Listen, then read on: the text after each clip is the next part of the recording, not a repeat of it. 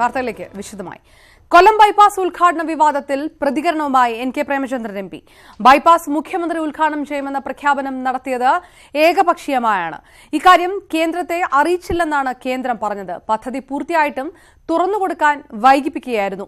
സർക്കാരിനെ എതിർക്കുന്നവരെല്ലാം സംഘപരിവാർ എന്ന് ചിത്രീകരിക്കുകയാണ്. ഉദ്ഘാടനം നീട്ടി അവകാശവാദം ഏറ്റെടുക്കാനുള്ള ബോധപൂർവമായ തന്ത്രമായിരുന്നു സംസ്ഥാന സർക്കാരിന്റേത്. തന്റെ മണ്ഡലത്തിൽ പ്രധാനമന്ത്രി ഉദ്ഘാടനത്തിന് വരുന്നതിൽ സന്തോഷമുണ്ടെന്നും എൻ കെ പ്രേമചന്ദ്രൻ പറഞ്ഞു. 4.5 പതിറ്റാണ്ട് കാലം ജനങ്ങൾ വെള്ളത്തിന് വേണ്ടി വേഴാമ്പൽ കാത്തിരിക്കുന്നത് പോലെ ഒരു വികസന പദ്ധതിയുടെ ഉദ്ഘാടനത്തിന്, അതും ചരിത്രത്തിൽ ആദ്യമായി കേന്ദ്ര സംസ്ഥാന സംയുക്ത സംരംഭത്തിലൂടെ പൂർത്തീകരിക്കപ്പെടുന്ന 500 കോടി രൂപയുടെ ഒരു വികസന പ്രോജക്റ്റിന്റെ ഉദ്ഘാടനത്തിന് ബഹുമാനപ്പെട്ട പ്രധാനമന്ത്രി വരുന്നു എന്ന് പറയുമ്പോൾ പ്രധാനമന്ത്രി വരുന്നത് ശരിയല്ല എന്ന് ഞാൻ പറയണോ? സ്വാഭാവികമായും പ്രധാനമന്ത്രി വരുമ്പോൾ മുഖ്യമന്ത്രി ഉണ്ടാകും, മന്ത്രിമാരുണ്ടാകും. എന്നെ സംബന്ധിച്ച് വലിയ സന്തോഷമാണ്. അപ്പോൾ വളരെ വ്യക്തമാണ്. പ്രശ്നം എന്താണെന്ന് ചോദിച്ചാൽ, ലോക്സഭാ തെരഞ്ഞെടുപ്പിന് മുമ്പ് നാഷണൽ ഹൈവേ ബൈപ്പാസിന്റെ ഉദ്ഘാടനം നടക്കരുത് എന്ന ആസൂത്രിതമായിട്ടുള്ള ഒരു തന്ത്രം പൊളിഞ്ഞു എന്നുള്ളതാണ് വസ്തുത. ഫെബ്രുവരി 2 മുഖ്യമന്ത്രി ഉദ്ഘാടനം ചെയ്യുമെന്ന് സംസ്ഥാന മന്ത്രി പ്രഖ്യാപിച്ചല്ലോ. എന്തുകൊണ്ട് ജനുവരിയിലായി കൂടാതെ? പൂർത്തീകരിച്ച പ്രവൃത്തി ഉദ്ഘാടനം ചെയ്യുന്നതിന് ഇത്രയും വൈകിപ്പിക്കുന്നതിന് ഇലക്ഷൻ നോട്ടിഫിക്കേഷൻ എന്ന് വേണമെങ്കിലും വരാമല്ലോ, ഫെബ്രുവരിയിൽ വേണമെങ്കിലും. അപ്പോൾ പ്രധാനമന്ത്രി പങ്കെടുക്കുന്നത് സംഘിവൽക്കരണത്തിന്റെ ഭാഗമാണെങ്കിൽ, കൊച്ചി മെട്രോ പൂർത്തീകരിക്കപ്പെട്ടിട്ട് മാസങ്ങൾ പ്രധാനമന്ത്രിക്ക് വേണ്ടി കാത്തിരുന്ന പ്രധാനമന്ത്രിയെ കൊണ്ട് ഉദ്ഘാടനം ചെയ്യിച്ച ബഹുമാനപ്പെട്ട കേരളത്തിന്റെ മുഖ്യമന്ത്രി സംഘിയാണ് എന്ന് ചിത്രീകരിക്കാൻ കഴിയുമോ? ഞാനല്ല ക്ഷണിച്ചിട്ടുള്ളത്. ഞാൻ നിതിൻ ഗഡ്കരിക്ക് കത്തയച്ചു.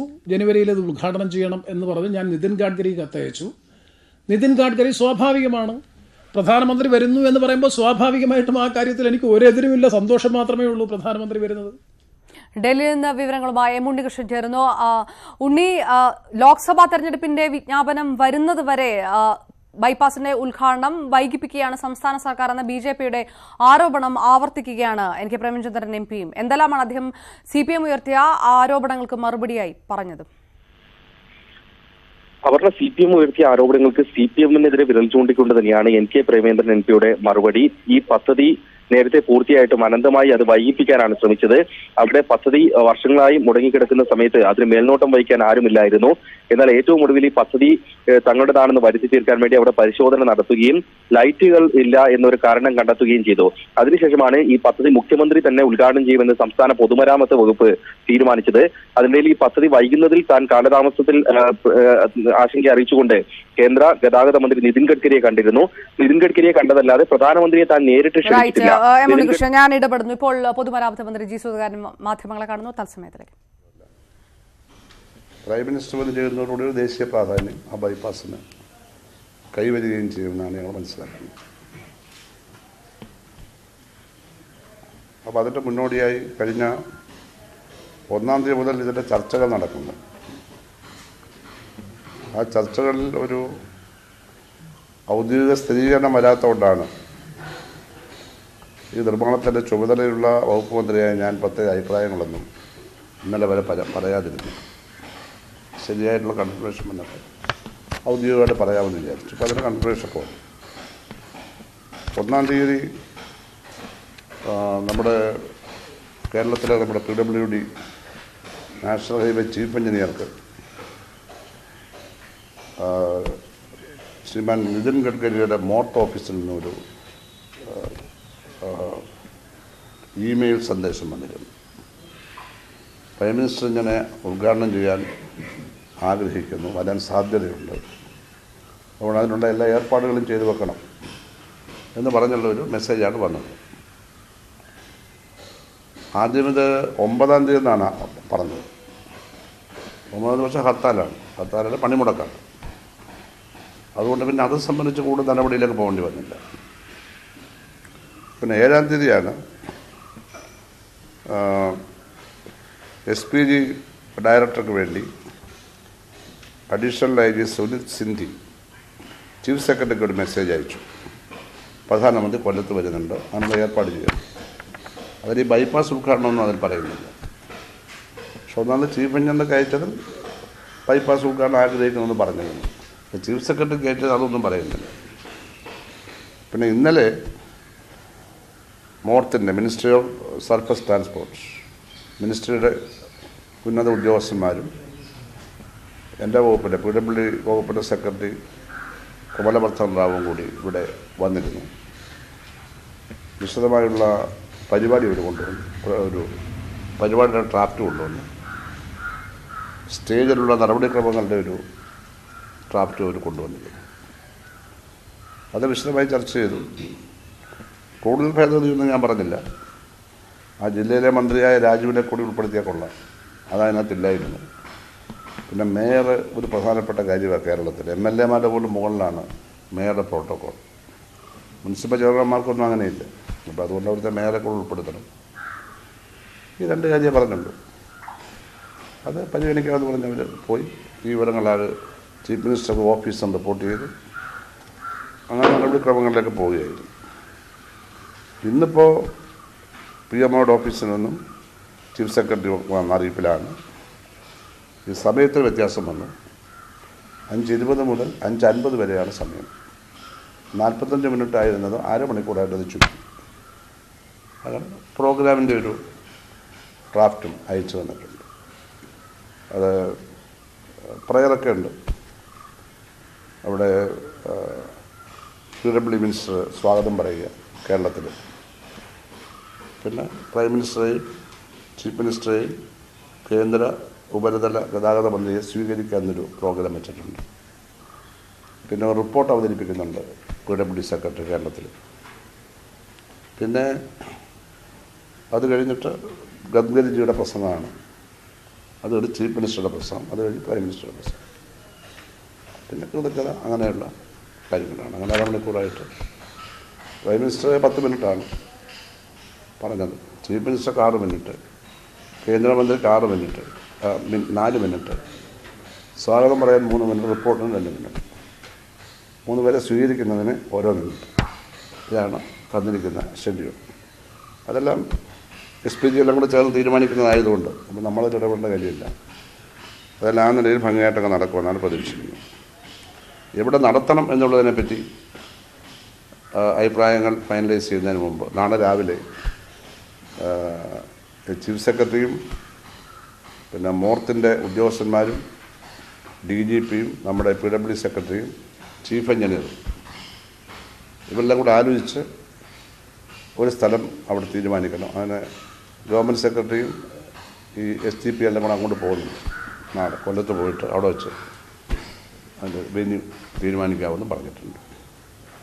ഇതാണ് നടപടിക്രമങ്ങളെ പറ്റിയുള്ളത്. അതിൽ നിർമ്മാണം എന്ന് പറയുമ്പോൾ കഴിഞ്ഞ UDF ഗവൺമെൻറ് കാലത്താണ് ഇത് ആരംഭിക്കുന്നത്. ആരംഭിക്കാനുള്ള കാരണം ദേശീയപാത 4 വരിയാക്കുന്ന പദ്ധതി കഴിഞ്ഞ UDF ഗവൺമെൻറ് കാലത്ത് അവർ ടേക്കപ്പ് ചെയ്തിട്ടില്ല, അവരത് ഉപേക്ഷിച്ചു, ഒന്നും ചെയ്തില്ല കാര്യം. അപ്പോൾ അത് 4 വരിയാക്കുമ്പോഴാണ് ഇവിടെ 4 വരി പാലം പിന്നെ ബൈപ്പാസ് വരേണ്ടത്.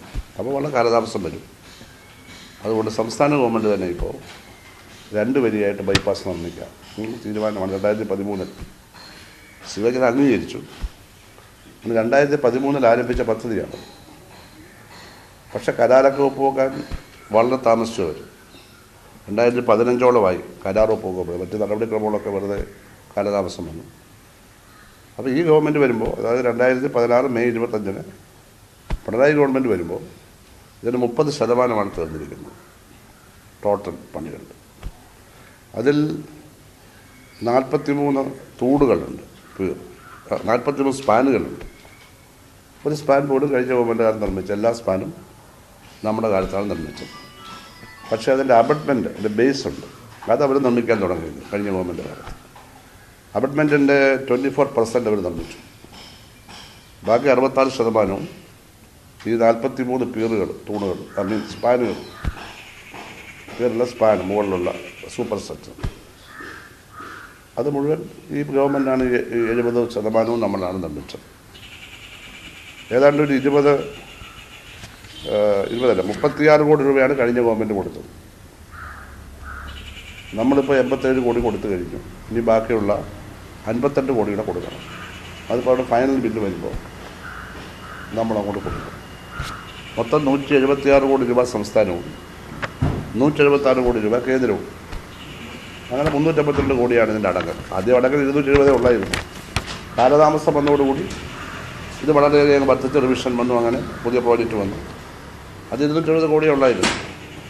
പിന്നെ ഏകദേശം 80 കോടി രൂപ പിന്നീട് വർദ്ധിക്കേണ്ടി വന്നു. സമയത്ത് തീരായിരുന്നുണ്ട് ഇത് കഴിഞ്ഞ ഗവൺമെൻറ് കാലം. അപ്പോൾ 172 കോടിയാണ് ഇത് തരുന്നത്. അപ്പോൾ ആ പൈസ മുഴുവൻ സംസ്ഥാന ഗവൺമെൻറ് പൈസയിൽ തന്നെ 58 കോടിയെ കൊടുക്കാറുള്ളൂ. അത് മുഴുവൻ തന്നെ ഫൈനൽ ബില്ല് വരാത്തതുകൊണ്ടാണ് നമ്മളെല്ലാം കൊടുക്കും. കേന്ദ്രത്തിൻ്റെ ആൾമോസ്റ്റ് അവർ കറക്റ്റ് സമയത്ത് കൊടുത്തുകൊണ്ടേയിരിക്കും. അതിൻ്റെ സാമ്പത്തികമായിട്ടുള്ള ഫൈനാൻഷ്യൽ എഗ്രിമെൻറ്റ് 50% അത് കൃത്യമായിട്ട് തന്നെ പാലിക്കുന്നുണ്ട് എന്നുള്ളതാണ്. ബാക്കി എല്ലാ കാര്യങ്ങളും സംസ്ഥാന ഗവൺമെൻറ്റാണ്. സാധാരണ ദേശീയപാതയുടെ നിർമ്മാണം അവരുടെ രീതി അനുസരിച്ച് NHAI ആണ്. മിനിസ്ട്രി ഓഫ് റോഡ് ട്രാൻസ്പോർട്ടിന് വേണ്ടി ദേശീയപാത നിർമ്മിക്കുന്ന authority national highway authority of ഇന്ത്യയാണ്. അവരാണ് നിർമ്മിക്കുന്നത്. ഇത് അവർക്ക് കാലതാമസം വരുന്നതുകൊണ്ടാണ് ഗവൺമെൻറ് അത് ഏറ്റെടുത്തത്. അതേ നിലയിൽ നമ്മൾ നിർമ്മിച്ചത്. ഇത് പൂർണ്ണമായും ഒരു പൈസ മുടക്കി നിർമ്മിക്കേണ്ടതാണ്. പക്ഷേ നമ്മുടെ ആവശ്യം കൊണ്ട് അവിടുത്തെ പൊതുമരാമത്ത് മന്ത്രി ജി സുധാകരൻ മാധ്യമങ്ങളോട് സംസാരിക്കുകയായിരുന്നു. കൊല്ലം ബൈപ്പാസ് നിർമ്മാണവുമായി ബന്ധപ്പെട്ട് ഇടത് സർക്കാർ നിർവഹിച്ച പങ്ക് കണക്കുകൾ എടുത്തു പറഞ്ഞുകൊണ്ട് ഉദ്ധരിക്കുകയായിരുന്നു അദ്ദേഹം മാധ്യമങ്ങളോട്. ഇപ്പോൾ മുല്ലപ്പള്ളി രാമചന്ദ്രൻ ഡൽഹിയിൽ മാധ്യമങ്ങളെ KPCC അധ്യക്ഷ നിലയിൽ എനിക്ക് ഏറെ ചാരിതാർത്ഥ്യമുണ്ട്. അവശേഷിക്കുന്ന ബൂത്ത് കമ്മിറ്റികൾ വരും ദിവസങ്ങളിൽ സമയബന്ധിതമായി പൂർത്തിയാക്കാനാണ് കേരള പ്രദേശ് കോൺഗ്രസ് കമ്മിറ്റി തീരുമാനമെടുത്തിട്ടുള്ളത്. ഇതിന്റെ ഭാഗമായി പാർട്ടിയുടെ സീനിയർ നേതാക്കന്മാരടക്കമുള്ള ആളുകളുടെ വിവിധ യോഗങ്ങൾ ഇതിനൊക്കെ വിളിച്ചു ചേർത്ത് ആ യോഗങ്ങളുടെ പശ്ചാത്തലത്തിൽ കാര്യങ്ങൾ പൂർവാധികം ആവേശത്തോടു കൂടി തന്നെ ഇപ്പോൾ മുന്നോട്ട് പോയിക്കൊണ്ടിരിക്കുകയാണ്. അഖിലേന്ത്യാ കോൺഗ്രസ് കമ്മിറ്റിയുടെ അധ്യക്ഷൻ കൊച്ചിയിലേക്ക് വരുന്നത് പുതുതായി തെരഞ്ഞെടുക്കപ്പെട്ട ബൂത്ത് അധ്യക്ഷന്മാരുടെ യോഗത്തെ അഭിസംബോധന ചെയ്യാൻ വേണ്ടിയിട്ടാണ്. ആ ബൂത്ത് പ്രസിഡന്റുമാരോടൊപ്പം തന്നെ അത്രയും തന്നെ സംഖ്യയുള്ള വനിതാ ബൂത്ത് വൈസ് പ്രസിഡന്റുമാരുടെ യോഗവും നടക്കുന്നുണ്ട്. ആ സംയുക്ത യോഗത്തെ അഭിസംബോധന ചെയ്യാനാണ് അദ്ദേഹം അങ്ങോട്ടേക്ക് വരുന്നത്. കേരളത്തിൽ 24,970 ബൂത്ത് കോൺഗ്രസ് കമ്മിറ്റികളുണ്ട്. ആ കമ്മിറ്റികളുടെ അത്ര തന്നെ എണ്ണത്തിൽ ലേഡി വൈസ് പ്രസിഡന്റുമാരെ നിയമിക്കാൻ സാധിച്ചു എന്നതാണ് കേരള പ്രദേശ് കോൺഗ്രസ് കമ്മിറ്റിയുടെ സംഘടനാ രംഗത്ത് സംഘടനയെ ശക്തിപ്പെടുത്താനുള്ള ശ്രമത്തിന്റെ ഭാഗമായി ഞങ്ങൾ സ്വീകരിച്ചിട്ടുള്ള ഏറ്റവും ഒരു മികച്ച നേട്ടമെന്ന് ഞാനിവിടെ പറയട്ടെ. KPCC അധ്യക്ഷൻ വരുന്ന ഫെബ്രുവരി 3-ാം തീയതി കാസർഗോഡ് നിന്ന് തെരഞ്ഞെടുപ്പ് പ്രചരണ യാത്രയ്ക്ക് തുടക്കം കുറിക്കുകയാണ്. അന്ന് വൈകിട്ട് 3 മണിക്ക് കാസർഗോഡ് വെച്ച് ഈ യാത്രയുടെ ഔപചാരികമായ ഉദ്ഘാടനം സമ്മന്നതരായ കോൺഗ്രസ് നേതാവ് ശ്രീമാൻ AK ആന്റണി അവർ KPCC അധ്യക്ഷന് പതാക കൈമാറിക്കൊണ്ട് നിർവഹിക്കുന്നതാണ്. അഖിലേന്ത്യാ കോൺഗ്രസ് കമ്മിറ്റിയുടെയും സംസ്ഥാന കോൺഗ്രസ് കമ്മിറ്റിയുടെയും സമുന്നത നേതാക്കന്മാർ അതോടൊപ്പം തന്നെ ഐക്യ ജനാധിപത്യ കക്ഷിയുടെ സംസ്ഥാന നേതാക്കന്മാർ ഇവരൊക്കെ തന്നെ ആ ഉദ്ഘാടന ചടങ്ങിൽ സംബന്ധിക്കും. KPCC അധ്യക്ഷന്റെ തെരഞ്ഞെടുപ്പ് സംബന്ധമായ ഈ യാത്രയുടെ പൂർണ്ണ ചുമതല UDFന്റെ കൺവീനർ ശ്രീ ബെന്നി ബഹനാനാണ് കൊടുക്കാൻ തീരുമാനിച്ചിട്ടുള്ളത്. ജില്ലകളിൽ പര്യടന പരിപാടി ഏകോപിപ്പിക്കാൻ വേണ്ടി വിവിധ നേതാക്കന്മാർക്ക് അതിന്റെ ചുമതല ഇതിനകം നൽകിക്കഴിഞ്ഞിരിക്കുന്നു. കാസർഗോഡ് ജില്ലയുടെ ചുമതല ശ്രീമാൻ KC ജോസഫ് MLAക്കാണ്. Kannur advocate Sunny Joseph MLA, Wayanad Shriman N Subrahmanyan, അദ്ദേഹം KPCC ജനറൽ സെക്രട്ടറിയാണ്. കോഴിക്കോട് ജില്ലയുടെ ചുമതല മുൻ മന്ത്രി ബഹുമാന്യ ശ്രീമാൻ ആര്യാടൻ മുഹമ്മദിനാണ് നൽകിയിട്ടുള്ളത്. മലപ്പുറം ജില്ലയുടെ ചുമതല KPCC ജനറൽ സെക്രട്ടറിയായ ശ്രീമാൻ KP കുഞ്ഞിക്കണ്ണന്, പാലക്കാട് മുൻ മന്ത്രി കൂടിയായിട്ട് ശ്രീമാൻ AP അനിൽകുമാർ MLA-ക്ക്, തൃശൂരിൽ മുൻ MLA ശ്രീമാൻ EM അഗസ്തി, എറണാകുളത്ത് KPCC-യുടെ മുൻ ജനറൽ സെക്രട്ടറി ശ്രീമാൻ ജോസഫ് വാഴക്കൻ, ഇടുക്കിയിൽ മുൻ MLA കൂടിയായിട്ടുള്ള ശ്രീമാൻ VJ പൗലോസ്, കോട്ടയത്ത് മുൻ മന്ത്രി Shriman Thiruvanchoor Radhakrishnan, Pathanamthitta professor PJ Kurien, Alappuzha Shri K Babu, അദ്ദേഹം മുൻ മന്ത്രിയാണ്. കൊല്ലത്ത് ഇതിന് ചുമതല കൊടുത്തിട്ടുള്ളത് മുൻ ഡെപ്യൂട്ടി സ്പീക്കർ കൂടിയായ ശ്രീമാൻ പാലോട് രവിക്കാണ്. തിരുവനന്തപുരത്ത് മുൻ മന്ത്രിയായ ശ്രീമാൻ VS ശിവകുമാറിനാണ് ഇതിന്റെ ചുമതല നൽകിയിട്ടുള്ളത്. ഇതിനൊക്കെ പുറമെ KPCC-യുടെ ഡിജിറ്റൽ മീഡിയ സെൽ, അത് ശ്രീമാൻ ശശി തരൂർ MP അധ്യക്ഷനായി അത് പുനഃസംഘടിപ്പിക്കുകയുണ്ടായി.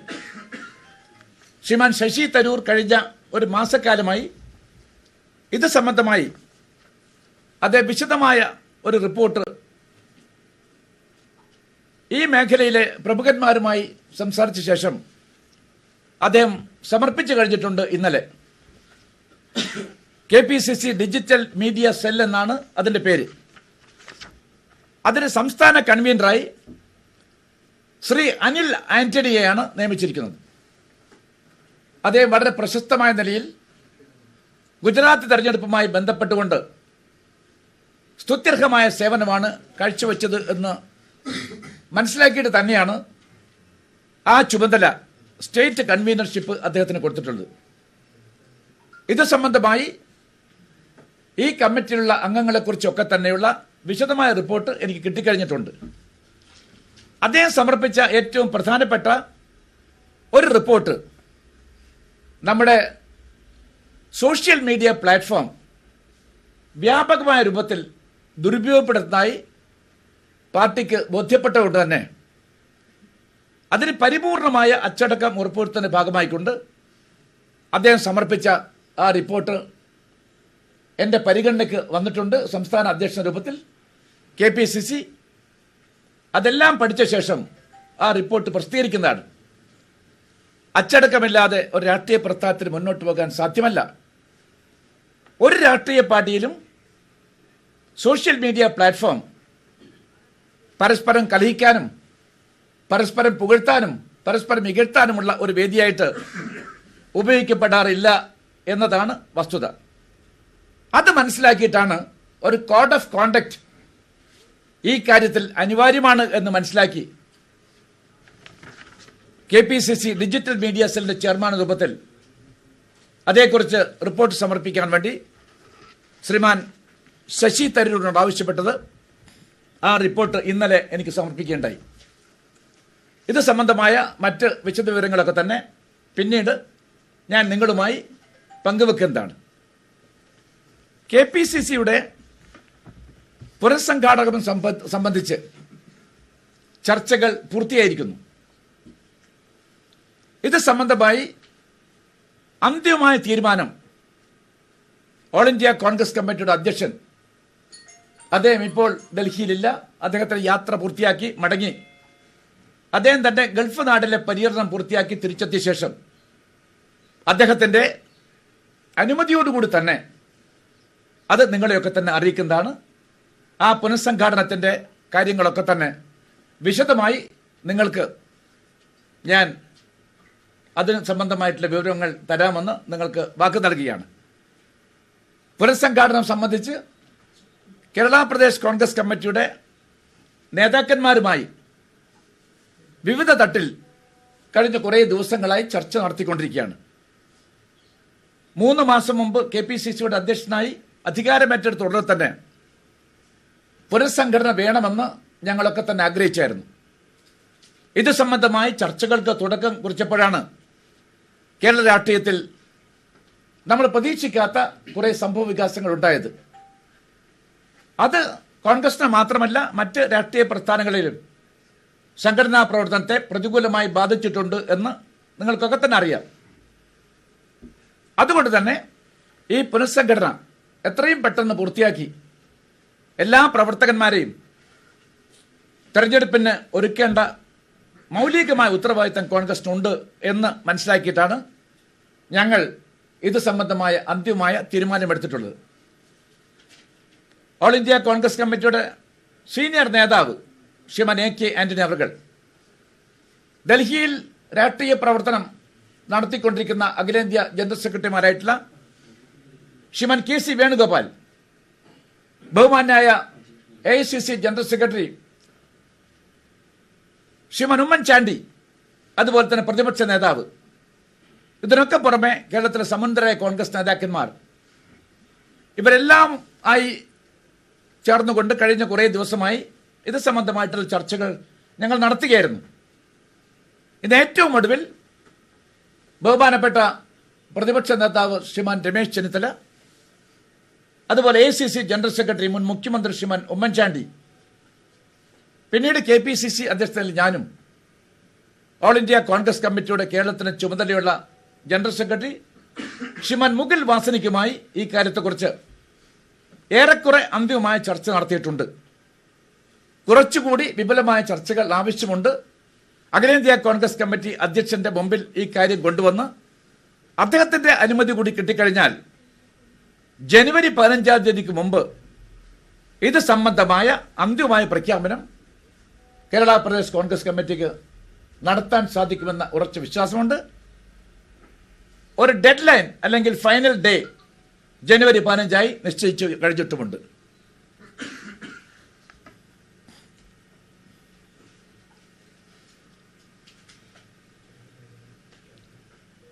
ഈ പുനഃസംഘടന സംബന്ധിച്ച് കൂടുതൽ വലിയ ഭാരവാഹി പട്ടിക ഒഴിവാക്കിക്കൊണ്ട് അത് ചുരുക്കുക, എണ്ണത്തിൽ കുറവ് വരുത്തുക എന്നുള്ളതാണല്ലോ പ്രാഥമികമായി ഉണ്ടായ ഒരു ധാരണ. അതിൽ എണ്ണത്തിൽ കുറവ് വരുത്തുന്നതിൽ ഏതെങ്കിലും തരത്തിലുള്ള അഭിപ്രായ ഭിന്നതകളുണ്ടോ, അല്ലെങ്കിൽ അതൊക്കെ പരിഹരിച്ച് കൃത്യമായി എണ്ണം കുറച്ചുകൊണ്ടുള്ള ഒരു തീരുമാനമായിരിക്കും? അല്ല, ഇപ്പോഴും ഇത് സംബന്ധമായിട്ട് ഒരു ധാരണയിൽ എല്ലാവരും എത്തിക്കഴിഞ്ഞിട്ടുണ്ട്. ആരോഗ്യകരമായ ഒരു തീരുമാനമായിരിക്കും അത്. പാർട്ടിയുടെ വിശാലമായ താല്പര്യം മുന്നിൽ വെച്ചുകൊണ്ട് ഒരു തെരഞ്ഞെടുപ്പ് രംഗത്തേക്ക് ആ പോരാട്ടത്തിന് പോകുന്ന ഘട്ടത്തിൽ സ്വീകരിക്കേണ്ട തരത്തിലുള്ള ഒരു സമീപനമായിരിക്കും ഈ ഒരു പുനഃസംഘടനയുമായി ബന്ധപ്പെട്ടുകൊണ്ട് ഞങ്ങൾ നടത്താൻ പോകുന്നത്.